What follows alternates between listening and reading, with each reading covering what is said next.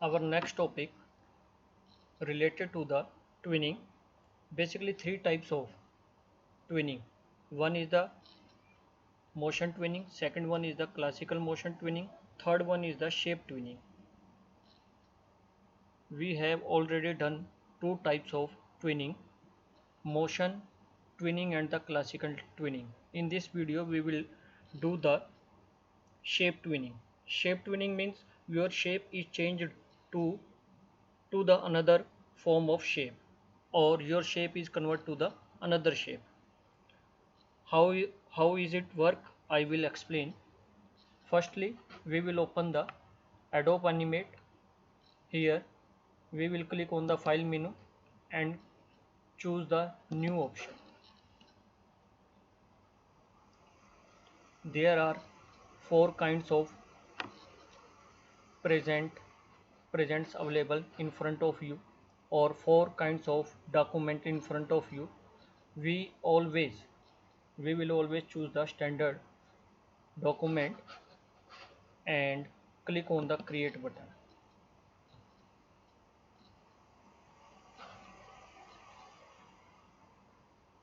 In the left side, tool window is available. Here we will choose the one shape. Suppose that I choose the Polystar tool.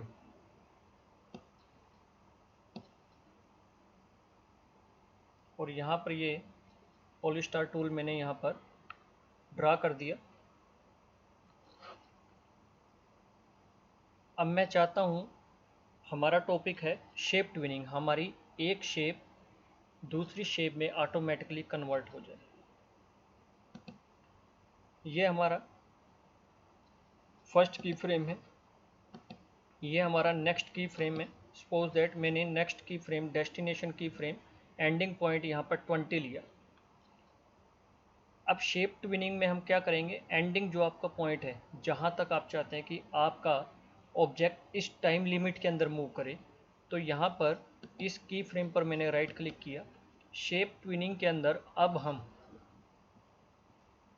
Insert blank की frame को choose करेंगे। Shape twinning में हम insert blank की frame को choose करेंगे। पहले हम क्या करते थे, क्लासिकल ट्विनिंग के अंदर इंसर्ट की फ्रेम चूज करते थे, बट अब हम शेप ट्विनिंग कर रहे हैं, इसके अंदर हम इंसर्ट ब्लैंक की फ्रेम को चूज करेंगे।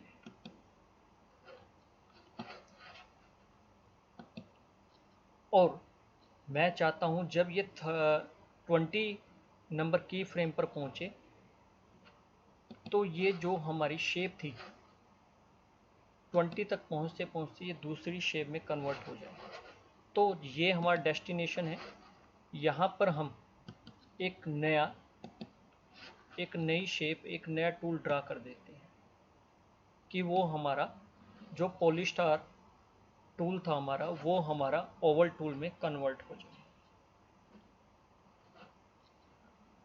फिर वही दो की फ्रेम के बीच में हमने ब्लैंक जगह पर यहाँ पर राइट क्लिक करना है, और अब हम क्रिएट शेप ट्विन का यूज़ कर रहे हैं, तो हम यहाँ पर क्रिएट शेप ट्विन को चूज़ करेंगे। क्रिएट क्लासिक ट्विन का यूज़ नहीं करेंगे, क्योंकि यहाँ पर हम एक शेप को दूसरी शेप में कन्वर्ट कर रहे हैं, इसलिए यहाँ पर हम क्रिएट शेप ट्विन चूज़ करते हैं। अब एक बार हम इसकी टेस्टिंग करके देखते हैं कैसे काम करते हैं। एंटर की आप प्रेस करते हैं, ये देखिए ये आपका ऑब्जेक्ट, आपकी जो है shape convert to the another shape automatically. ये था आपका शेप ट्विनिंग। अब इस शेप ट्विनिंग के अंदर एक टॉपिक और है, वो है आपका angular blending. Angular blending, blending means number of colour mix होकर आपका एक नया कलर बनाते हैं, यानी कि मिक्सिंग ऑफ कलर, उसको बोल देते हैं ब्लेंडिंग। जब हम ब्लेंडिंग के टॉपिक की बात करते हैं तो इस जो हमारा डेस्टिनेशन पर जो हमारी शेप दूसरी शेप में कन्वर्ट हुई है उसका कलर हम यहाँ से पहले हम इस ऑब्जेक्ट को सिलेक्ट करेंगे। फिर राइट साइड में ये प्रॉपर्टी विंडो है, इस प्रॉपर्टी विंडो में कलर एंड स्टाइल के अंदर फिल के अंदर से हम कोई भी दूसरा कलर चूज कर लेते हैं। हमने ये कलर चूज किया। अब एक बार हम फर्स्ट की फ्रेम पर आते हैं। जैसे हम फर्स्ट की फ्रेम पर आएंगे, इसी के रिगार्डिंग, इसी के कोरस्पॉन्डिंग हमारी राइट साइड में प्रॉपर्टी विंडो शो हो जाएगी और यहाँ पर हमारे पास ऑप्शन है ट्विनिंग के अंदर इफेक्ट और ब्लेंड, इफेक्ट एंड ब्लेंड। यहाँ पर इफेक्ट के अंदर हमने क्लासिक ईज प्रॉपर्टी को, ये एडिट ईजिंग है, या फिर यहाँ 0 पर आप जब क्लिक करेंगे तो यहाँ पर आपने इसको 100 वैल्यू असाइन करनी है। और ब्लेंड के अंदर आपकी दो कैटेगरी होती हैं, एक डिस्ट्रीब्यूटिव और एक एंगुलर। आपने यहाँ पर एंगुलर चूज करना है।